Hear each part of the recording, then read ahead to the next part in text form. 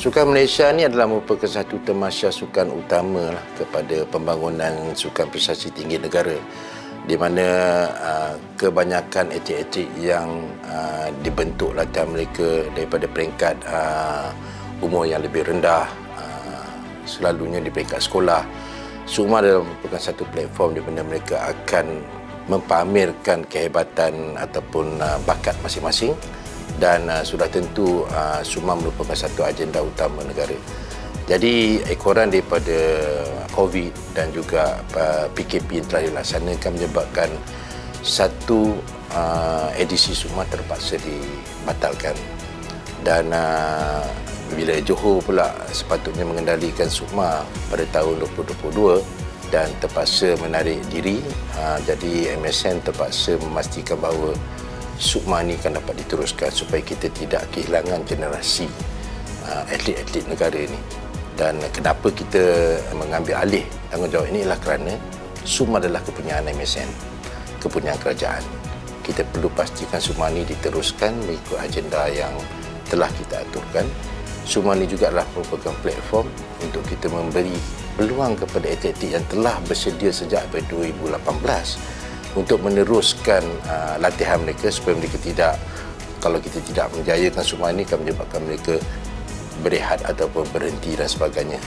Jadi SUKMA adalah merupakan satu platform juga untuk kita memastikan kesinambungan supply ataupun penawaran atlet dapat berlaku dan cuba mengejar balik kehilangan masa yang telah kita tempuhi pada apabila SUKMA telah dibatalkan dulu. Jadi secara tidak langsungnya kita perlu pastikan bahawa SUKMA ini akan diteruskan, dan itulah sebabnya Majlis Sukan Negara mengambil langkah berani walaupun tempohnya agak singkat untuk kita pastikan SUKMA ini tetap diteruskan dan tetap menjadi agenda utama untuk sukan prestasi tinggi negara.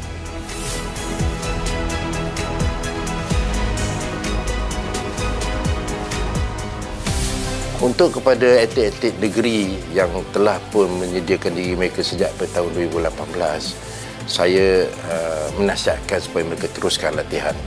Walaupun kita menghadapi pandemik, kita terpaksa bergurung di rumah, kita teruskan latihan kerana kita adalah atlet. Kita bukanlah mereka yang hanya menyertai sukan sebagai rekreasi ataupun sebagai kecergasan, tapi kita adalah seorang atlet yang memerlukan kita berlatih, mengasah bakat kita, membentuk bakat kita sepanjang masa. Untuk menjadi seorang atlet, kita tidak boleh berhenti berehat. Jadi, untuk kepada atlet negeri, pastikan kesihatan terjaga, pastikan kita tidak mengalami kecederaan, berlatih mengikut arahan ataupun nasihat daripada jurulatih, dan elakkan diri kita daripada terjerumus dalam perkara-perkara yang tidak penting dalam latihan kita. Ini bagi memastikan kita dapat menyertai SUKMA kali ini dalam keadaan kita menghadapi masalah-masalah yang masih lagi berlanjutan akibat daripada pandemik yang lepas. Kita harus mengambil langkah lebih berhati-hati kali ini. Jadi, nasihat saya kepada semua atlet, teruskan latihan, ambil langkah yang lebih baik lagi dalam memastikan mereka dapat mengikuti latihan dan menyertai pertandingan SUKMA yang akan datang.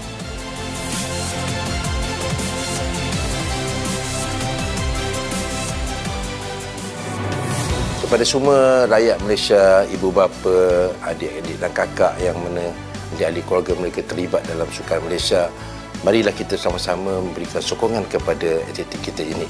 Kerana kita sudah lama tinggal di rumah, inilah masanya untuk kita menyemarakkan lagi sukan negara.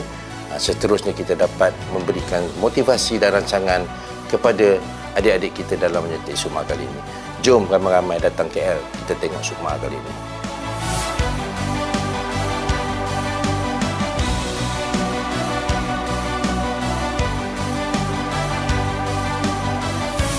Kepada kawan-kawan kita semua yang mana nak membantu Majlis Sukan Negara, kami memerlukan sokongan dan bantuan anda.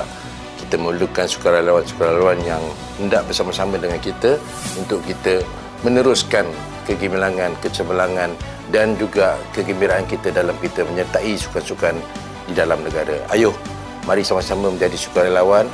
Larilah laman web MSN untuk kita ketahui bagaimana kita nak bersama-sama dengan kami di sini.